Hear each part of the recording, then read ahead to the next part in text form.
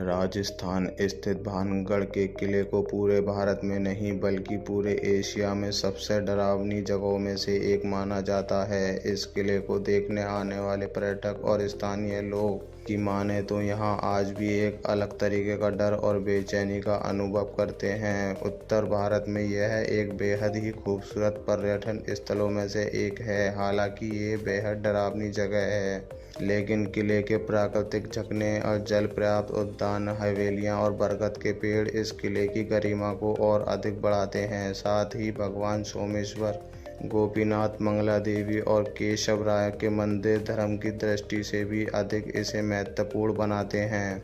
भानगढ़ किले का निर्माण अम्बेर के महान मुगल सेनापति मान सिंह के बेटे माधो सिंह द्वारा 1613 में बनाया गया था। राजा माधो सिंह अकबर की सेना के जनरल थे। ये किला जितना शानदार है उतना ही विशाल भी है। वर्तमान में यह किला एक खंडर में तब्दील हो गया।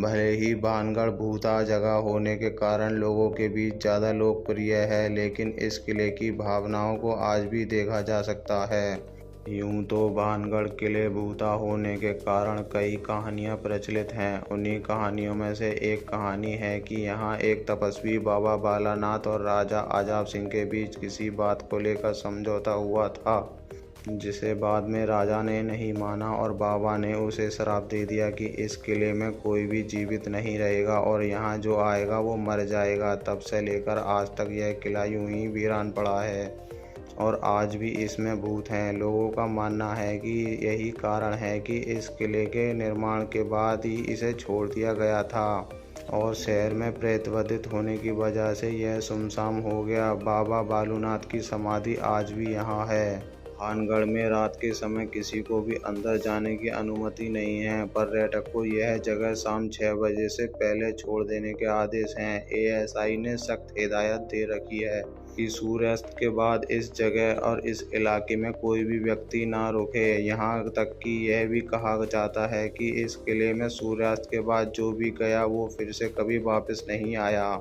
ये तक कहा गया है कि यहाँ आने वाले को कई बार रूहों के द्वारा परेशान किया गया है और कुछ लोग तो अपनी जान तक से हाथ धोना पड़ गया है। स्थानीय लोगों की माने तो किले में आज भी तलवारों की आवाज़ और लोगों की चीखें सुनाई देती हैं। इसके अलावा किले के भीतर कमरों में महिलाओं के रोने की या फिर चूड़ियों के खनकने की आवाज़ें साफ सुनाई देती हैं।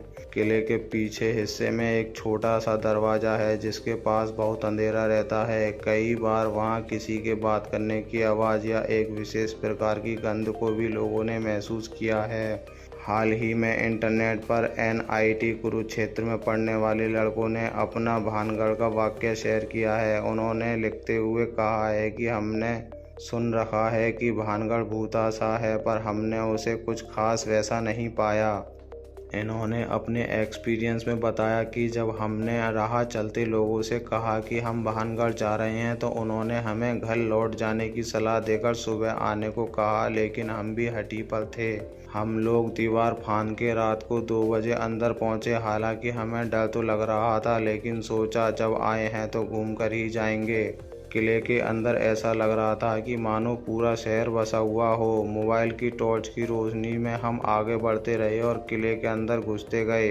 एक खंडर के अंदर आग जल रही थी। अंदर गए तो पता चला कि 2 तांत्रिक लोग कुछ सिद्ध करने में लगे थे, जैसे फिल्मों में दिखाते हैं, बुरी ताकतों को जगाने वाला तंत्र मंत्र ऐसा कुछ।